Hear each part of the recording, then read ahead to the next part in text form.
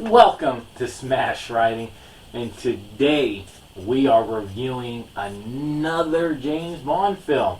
I'm Paul, this is Justin. Today we are reviewing Man with the Golden Gun, which is Roger Moore's second film as James Bond, and we'll see if he can continue the trend of moving upwards rather than the Sean Connery films. Justin, get the plot going. Alright, this movie starts off with on a beach. Got two people who are really homing in on the guy's third nipple. When a man with a fedora arrives, Scaramanga is the man with the third nipple. The fedora man holds him at gunpoint, and the lights get cut out.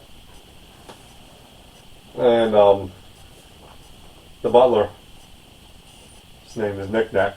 The movie named him Knick Knack. Leads him into the funhouse kind of area here, and you got this whole gunfight going on in this funhouse, and we see a golden gun attached to this ornament in the middle, and he manages to get to it, but Fedora's trying to get to it, but it's taken down by the guy with the golden gun, Scaramanga, and it was all just a ruse to test his skill and his ability. And there's a wax statue of James Bond. We learned from the real Bond at M's office about the man with the golden gun. His name was Scaramanga. He was a circus gunman who became a turned hitman. He's $1 million a hit. He's expensive, but he's good. And Bond has received a golden bullet with the number 007 on it. There's like a sign calling him out. And they're pulling him off of his mission of an energy crisis to either go to ground or resign. But he decides he's going to find him first. And we finally learn that 002 was in fact killed by Scaramanga. And then we see a belly dancer with a golden piece in her belly button. And it turns out that's the bullet from 002. They were never able to retrieve the bullet just because she found it, took it, and turned it into her good luck charm. He steals it by accidentally swallowing it, just as two guys come in to attack him. He fends them off, and he goes to the pharmacy. Would the stomach acid destroy that bullet? Because gold is actually soft. Pretty sure anything that word acid in it is meant to destroy something. So they manage to get the bullet out of him, and they determine that it is Scaramanga's likely bullet. And I liked how they used Q here, being their ballistic expert too, not just making gadgets and tools, but he's a really smart guy too himself. I think you would have to assume somebody who designs weapons like he does has to be smart. Yeah.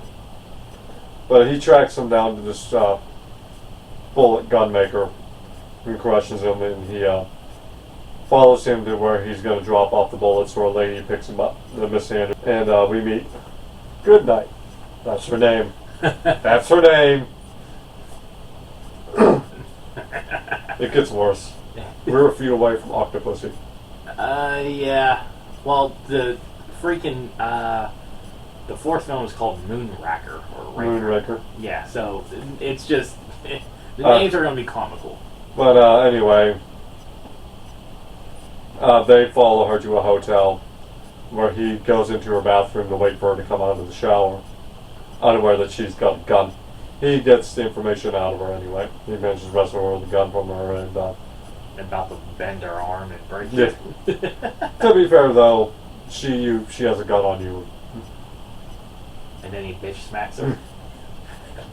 I'm sorry, the scene of him like threatening to smack her again. Yeah. It was kind of comical, like, because he's like, it's up there like you're about to get the pip slap. Yeah, I'm sorry, like, 70s suck. But he managed to get the information out of her, and he's waiting outside of the bar that he's going to meet someone at. Bottoms up. Bottoms up. That explains why I put bottoms up. I couldn't remember why that was written there. But he's unaware that he's been made by Knick Knack. That's what the movie calls him. But he is about to walk into the bar as these two people are walking out of the bar. And the one guy is shot. And the man with the golden gun escapes. And we learned that this guy was actually a part of the energy crisis Bond was working on. And the other guy was an agent.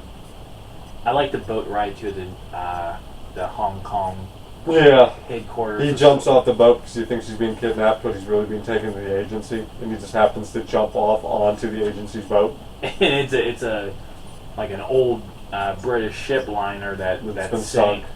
and it's in that position. They turned it into like that's awesome because like everything's tilted, so Yeah, there's a climb upward to get anywhere. But anyway, they get the lead to go talk to High Fat, this multi-millionaire guy. And he believes, because now he doesn't believe he was being targeted at all.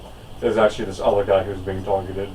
And it was this guy called High Fat that targeted him because he created this place called like the solar plexus or something like that, Mhm. solar eclipsing, yeah. that could harness the sun at a rate that's never been seen before. But he goes to the house and slips in, posing as Scaramanga, unaware Scaramanga's already there.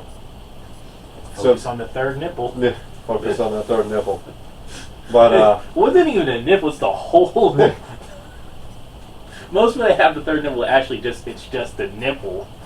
it has a whole areola going on.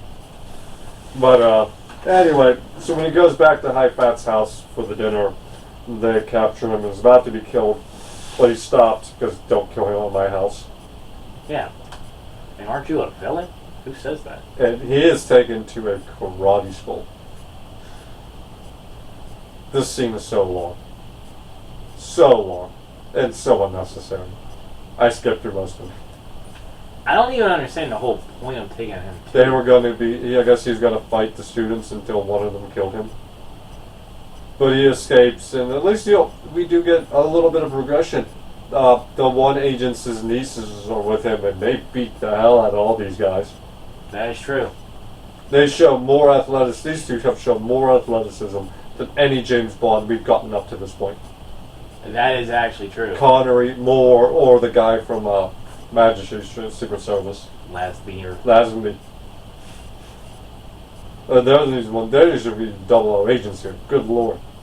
Yeah, because they legitimately look like young girls, where they were like just like there. That's why like I understand where Bond's like here, step back, because they look like kids, and then they're like screw you, and they just start going to town on everybody. But here's the best part. They all flee back to the car, and the agent and the two nieces drive off without him. Like you gotta do something here, damn it! We kicked everybody's ass for you. And it starts a boat race again. This is another boat race scene. It's- They really liked their boats in the 70s. But guess who's back? It's the racist cop guy from the last movie. JR. Whatever. But this time he's not as racist. No, He's still racist. if you wouldn't worry so much about your pointed hats, maybe you get some work done. He comes back later in this movie. He's not done. Yes, he annoying me does. Yes, he does. Oh God. yet. He manages to escape. But, he goes back to downtown. Goodnight rejects him, but is waiting for him in his room. They're about to get it on when Miss Anders shows up to warn him. In fact, she's the one who sent him the bullet in the first place, because she believes that the way Scaramanga talks about Bond and treats Bond, that Bond is the only person who's going to be able to save her. So while Goodnight is locked in the closet, Well, first she was under the blanket. yeah, first he's under the blankets, and then he moves her into the closet. So I guess she wouldn't be in the way while they're having sex, and she can just hear them from the closet. For 2 hours, he leaves her in this. Just not gonna like any of these Bonds. They all suck. But anyway, she sneaks back onto the ship. She gets the solar plexus, but she's killed at the track or wherever they are before she can pass it off to Bond. But Bond manages to passes it off to the agent who's posing as the peanut guy with peanuts, and he passes it to Goodnight, and she puts it into her purse. And I guess to try to be helpful, she tries to put a tracker on Knick-Knack's car and ends up thrown into the boot by Scaramanga. Because when we're fucking dumb, I don't know what to tell you. You be smarter. Don't be blonde. Anyway, they escape on a plane. And he tracks them down to his house. And Scaramanga pitches the idea. Ultimate duel. Walther PPK versus his golden gun. 6 bullets to the golden gun's 1. Why duel? Just 1, 2, 3, turn and shoot. That's all you gotta do. Because of course when they get to 20 he turns around and Scaramanga's gone and he's gotta hunt him down and it leads to the funhouse. He shoots Scaramanga dead in the funhouse and Goodnight finds him. But she had escaped on her own and she took out the one guy watching him and knocked him into part of this solar panel stuff. Hydrogen Acid. something, whatever. Something. It eats them. It's dry ice, pretty much. But because she did that, that plane is going to explode in like 5 minutes. But they got to get the solar array from the machine. Her ass hits the button and nearly turns on the laser, which nearly kills him. And they escape onto what I've been calling this entire time the Mortal Kombat boat. And, nothing to this, you sexy man who locked her in the closet for 2 hours to have sex with somebody else. Have sex with me now. And then here that's comes interrupted Knick-Knack. because Knick-Knack is there. He shunts Knick-Knack into a suitcase and sticks him into like a lobster cage at the front of the Mortal Kombat boat. And that's the movie. All right. Pros. Christopher Lee. Oh yeah, he was. This is the best Bond villain, Christopher Lee. Scaramanga. Yeah, Scaramanga made it seem like like I wasn't a big fan of the Funhouse concept, but I understand. Like you had to make this villain unique. You had to make him to where he was on Bond's level. There. And he wanted Bond. He was training for Bond. And that's why he was bringing all these other assassins, because he wanted to test the skills out, because he knew Bond was going. Bond was going to be his ultimate challenge. Yeah. Once again, this movie falls into the victim of stereotypes. Like they wanted to focus on martial arts. This was another genre that was like big in the 70s, where everything had to be martial arts like and everything.